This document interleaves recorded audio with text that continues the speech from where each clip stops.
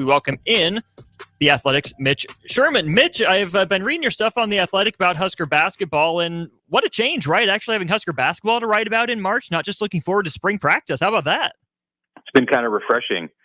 Of course, the subject has been about other areas of Nebraska athletics for the last 5 or 6 days, but up until that, basketball was kind of dominating the conversation, and I think we pick right back up with where we left off before the Trev Alberts departure here this week as we get closer to Friday night and the NCAA tournament in Memphis. We'll touch on all of that. Let's start with Husker basketball, though.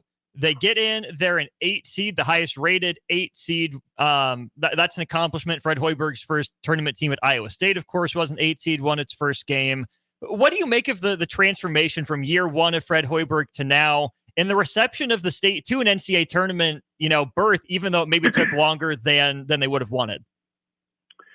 Well, yeah, it's been a pretty significant transformation.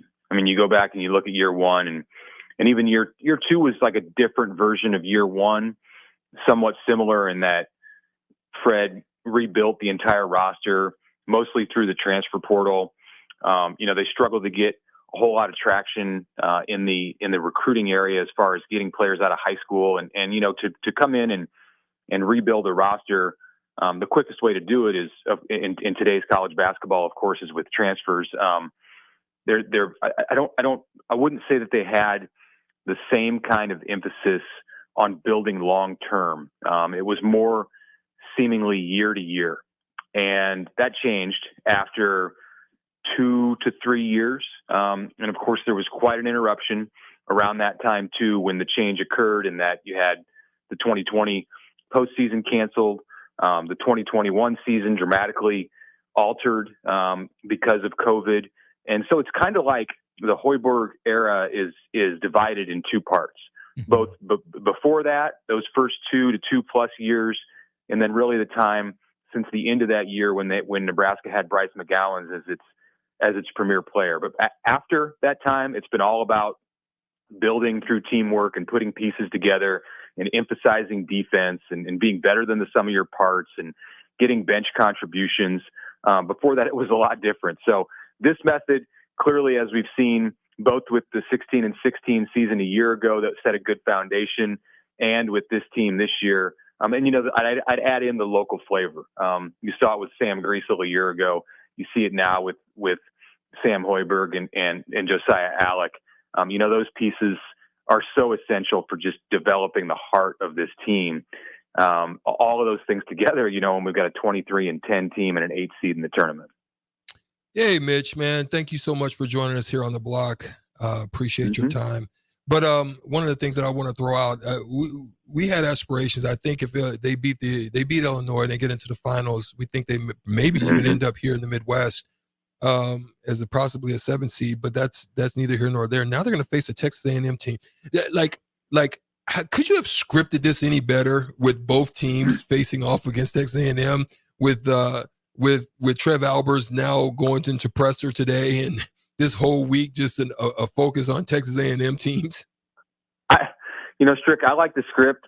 It's good for people who like to tell stories and come up with storylines that are compelling. I think Nebraska definitely has the psychological advantage in these games. A&M doesn't necessarily have anything to be upset about or be emotional about. It's just another day in College Station. They got an athletic director. I don't think that the basketball players on either one of those teams have any kind of a sense of how Nebraska and Nebraskans and Huskers have felt over the past 5 days because of what's happened. And I don't even think that it plays into the mindset of the basketball players on either team. Certainly more so than at A&M, but when they go out there and play, it's probably not going to be a factor. It's something for people to talk about leading up to the game. It was interesting to hear Matt Rule, of all people, the football coach, address this today and be the one who came out and said he didn't like it. He didn't like the pairings because he knew, being somebody who's been around big time college athletics and of course the NFL, that so much of the talk leading up to these games is going to be about the athletic director and the move that he made from Lincoln to College Station, when really all of the focus should be on the players and the seasons that they've had on both sides. Texas A&M men were very much on the bubble until they made that run in the SEC tournament last weekend. And of course, it's been a great finish to the regular season and a nice win in the quarterfinals for Nebraska. So there's a lot to talk about that's positive with both of these teams. And some of that will get overshadowed, but really that doesn't matter if they go out and play well and get a W. And that goes for the men and the women on Friday. What did you make of Coach Rule's little 12-minute sermonette today when he touched on basically everything under the sun regarding Nebraska athletics? Well, we're reminded again that he's the son of a preacher. And so that, he's a great orator.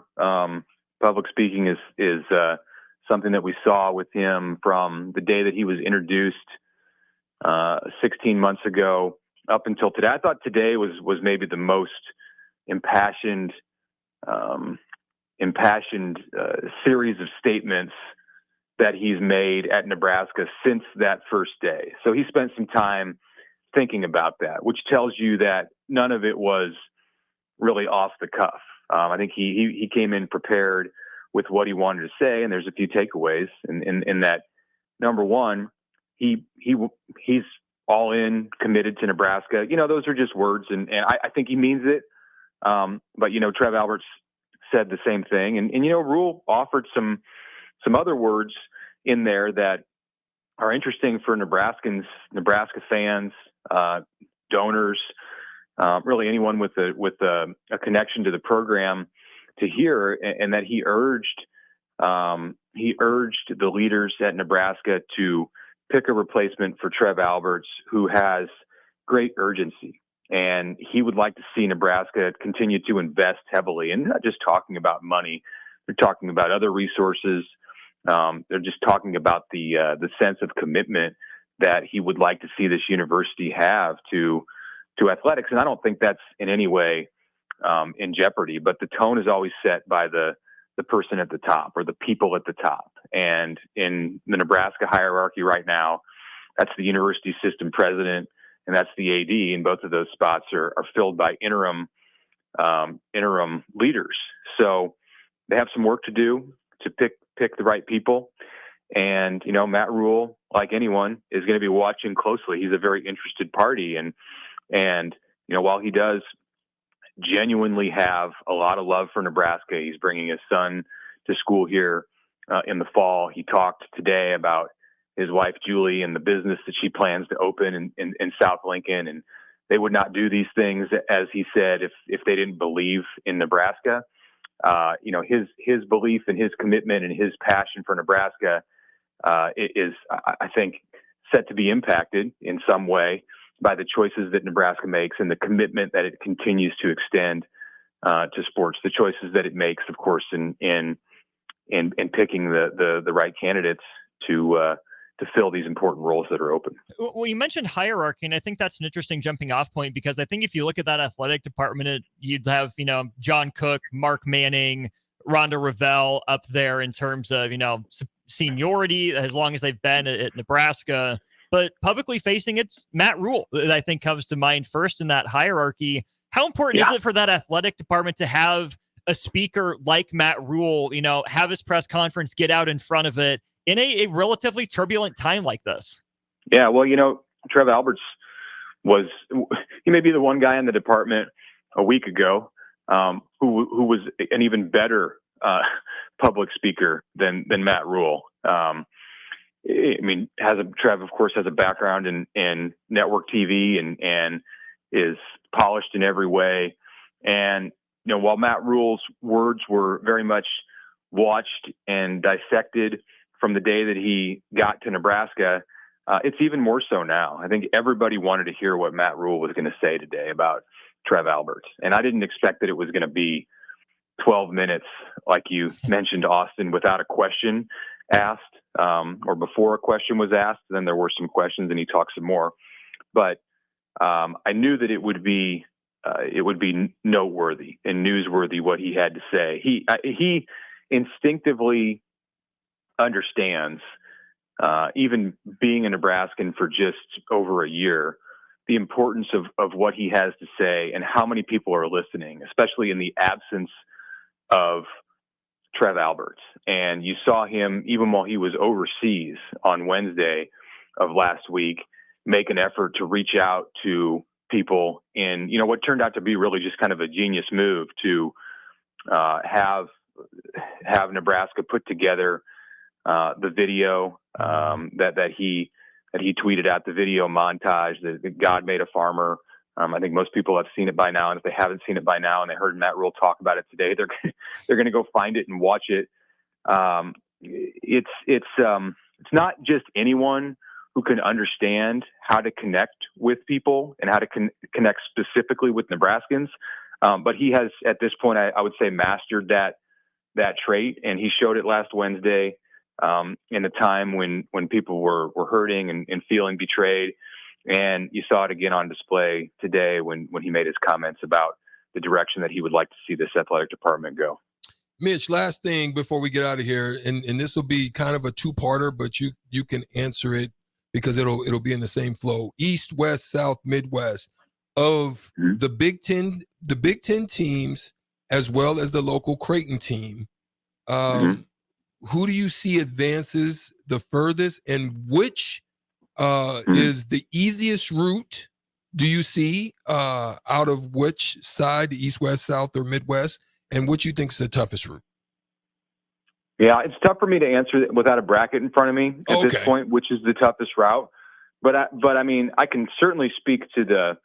I haven't sat down and studied my bracket enough yet, Strick. I'm guilty of that. It's still too early. It's still just we just last found night. out. I was watching last night, but what intrigues me is that Midwest side, and I believe that's where Creighton is at as a 3, and I know it's where Purdue is at as a 1, and that would be an interesting matchup. It wouldn't happen until the Elite 8, but I've watched Creighton, of course, a lot this year, and I'd like to see Kalkbrenner go against Zach Edey. I mean, he's going to give up some size, and it'd be one of the few times where Kalkbrenner has been dwarfed on the court in his life. But, assuming he didn't grow 12 inches as an 11th grader, but certainly in college, it would be one of the few times. But knowing Purdue's recent postseason history and what Creighton did a year ago in coming a possession away from the Final Four, that bracket intrigues me for the reason that I know those two teams well. Despite losing yesterday, Wisconsin is interesting to me because I kind of gave them up for dead in the middle of the season, mid to the late point of the season, and then they quietly finished on a little bit of an uptick, and then really turned it on in Minneapolis. And Illinois was on a mission in the Big Ten tournament and turned Wisconsin away at the end. But as a wise person told me early today, guard play is overly emphasized in the NCAA tournament, and Chucky Hepburn, I like the way he's playing. I like what he did for Wisconsin. I'm maybe biased in watching him because I've seen him since he was a high school player.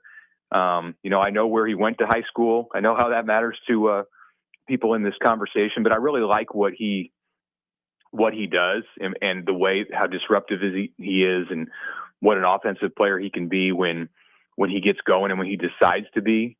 So I'm interested to watch Wisconsin. I think they're revitalized and at one point this year, remember that was a top 5 team. When they came into Lincoln and Nebraska had that great comeback and beat the Badgers in overtime, that was a team that was maybe a 2 seed. So if that's who they're going to be for the rest of March, then they intrigue me also. That leads us all to the final question here, Mitch. Is this the year? Is this the team? Is this the matchup for Nebraska to finally get on the board in the big dance? Yeah, I'm just going to say yes because it feels like a coin flip game. Nebraska's the higher seed. I mean, A&M is going to present them with some things that Nebraska's maybe not used to in the Big Ten. They're a smaller team, but a great offensive rebounding team. But I think Nebraska is a team that's risen to the challenge against different varieties of teams. I mean, you saw like the Rutgers team that came into Lincoln, or the Penn State team that those teams want to be so physical And, they've battled with size, and they've beaten size, and they've beaten, a team like Wisconsin that really does everything well. So, yeah, I think, and Fred Hoiberg is a different kind of situation too for Nebraska than all of its previous NCAA tournament games, in that, he coaches these guys at such a level of detail on both the offensive and now the defensive side too. And I know that's his staff that, of course, deserves a lot of credit too. Fred is the offensive mastermind.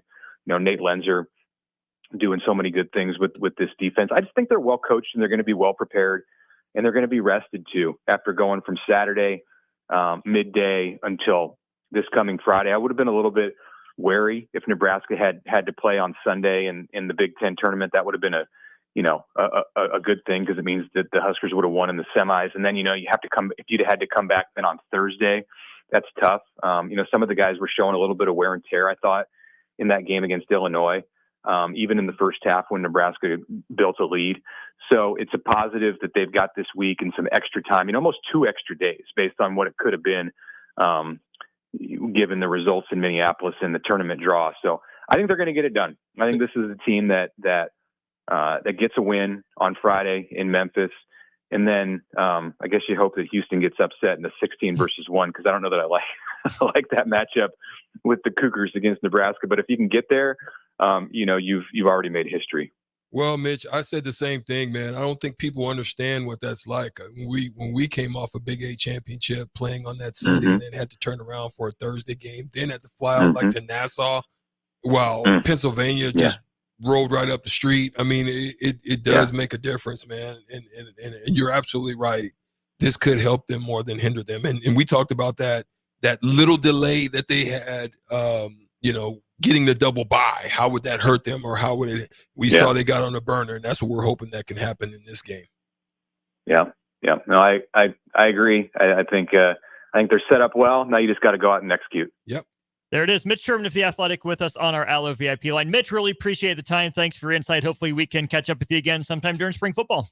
For sure. Thanks. Good to talk to you.